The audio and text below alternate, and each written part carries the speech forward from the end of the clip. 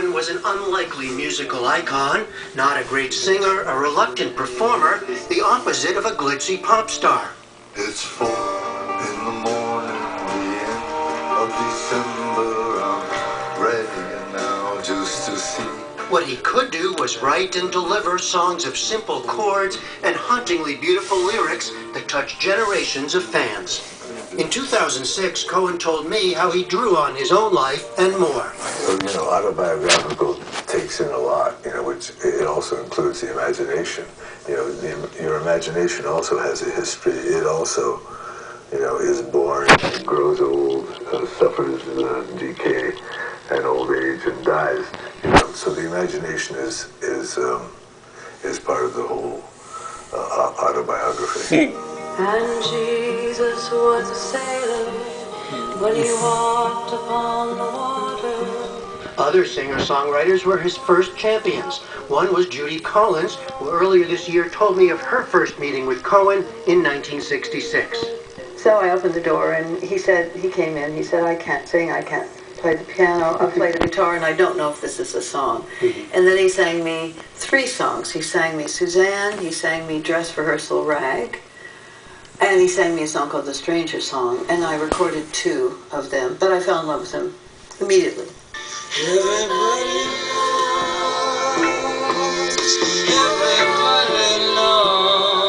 That love from his peers was on display at Cohen's 2006 induction to the Canadian Songwriters Hall of Fame. And if I had ever been untrue, I hope it was never to you.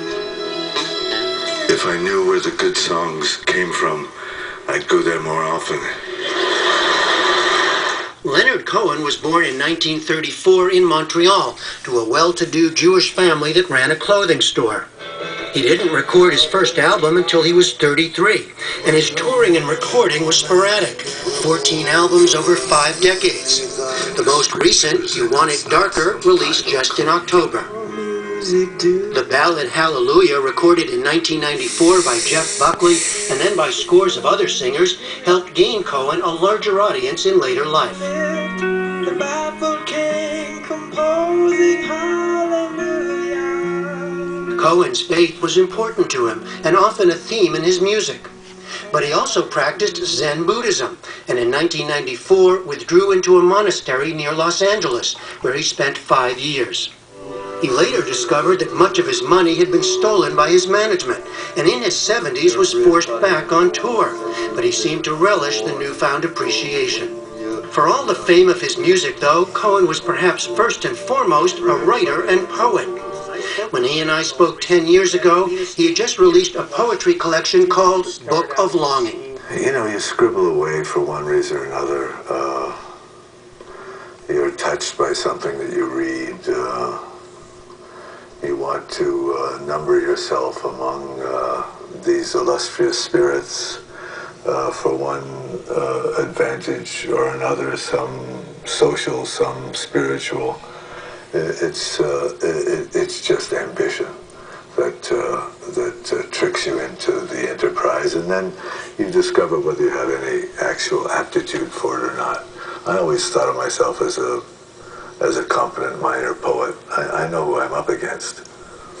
You know who you're up against? Yeah, you're up against Dante and Shakespeare, Isaiah, King David, Homer, so I've always thought that I, do my job okay.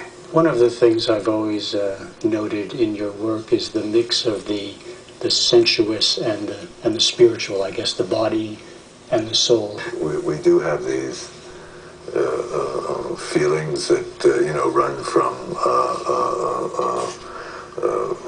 coarse to elevated and refined. Everybody's got them, and then we're stuck with this, this body, that, we're all dying of this incurable disease called age.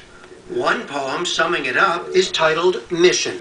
Beloved, I'm yours as I've always been, from marrow to pore, from longing to skin. Now that my mission has come to its end, I pray I'm forgiven the life that I've led. The body I chased, it chased me as well. My longing's a place, my dying's a sail.